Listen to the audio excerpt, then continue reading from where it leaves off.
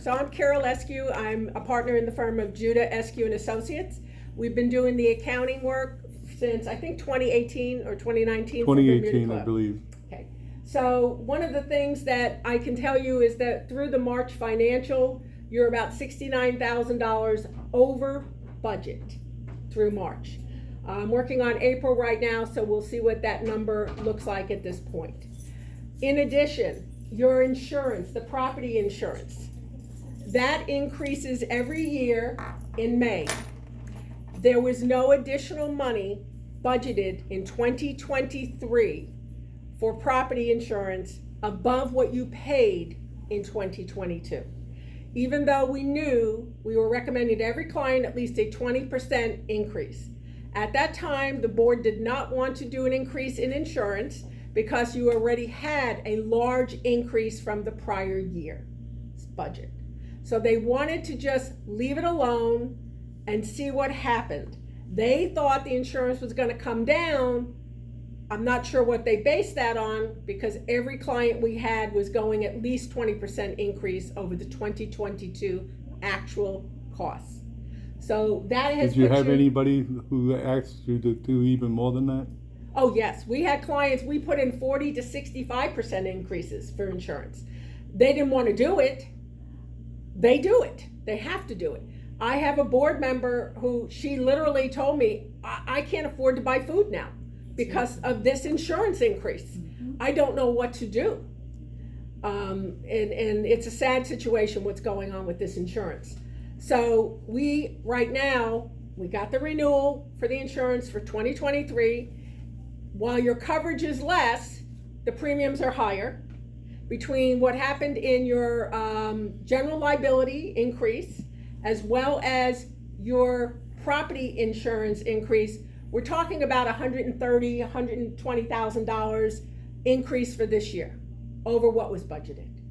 Plus, we're running about $69,000 deficit through March. That might change in April, obviously, or May, based on what the expenses are. We'll get there when we see that financial. You're going to be about $200,000 short this year. Okay. So Carol? Yes. Sorry, I'll interrupt. Quick question. So you said that most of that insurance cost is property insurance, it's not liability insurance or doctor insurance and whatnot, right? That's right. It's mostly property damage, whatnot. When we had a hurricane many years ago, apparently insurance didn't cover it because we needed to go out and get that SBA loan. So what exactly are we covered with this insurance, and how many claims have we had since you've been on board, and level of those, and what was the nature of those claims? I don't know that you've had any major claims, but what does it cover, the insurance?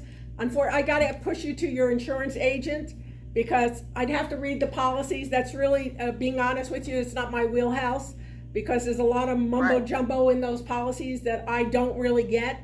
We're at enough meetings, we hear big picture stuff, but honestly, the property insurance that went this high, this is I would ask him what made that big jump. It's usually the appraisal. That's what we hear almost every single time is, your property was only appraised for X dollars and it's really now Y dollars, a lot more money. Right, I understand that, but we have 27 buildings, right? So if and the clubhouse. Yeah. Yeah. So if one of the buildings were to burn down and be isolated to that one building, aside from that, if hurricane insurance is not covering damage to the buildings, to the roofs or anything, which is my suspicion, but I will need to go through that policy to fine tooth comb. I'm just wondering, we're paying a lot of money to insure what exactly. Maybe it's the plumbing, maybe it's the problem with plumbing, and if we've had a number of claims on that, then I don't remember seeing plumbing claims because you've been doing plumbing issues since the day you came here. And, where they're doing like 1 unit or 2 units at a time, something like that. And as a matter of fact, when you had your old manager, Everett, he actually put together some kind of a schedule of what it would have cost for everything. It was a lot. Yeah, $6 million, I think. Yeah. Let me say one thing. We have been reclassified as a high rise. That automatically raised the insurance. Okay. We are not a high rise. We are 3 stories. but according to the state of Florida, we are now a high-rise. Okay.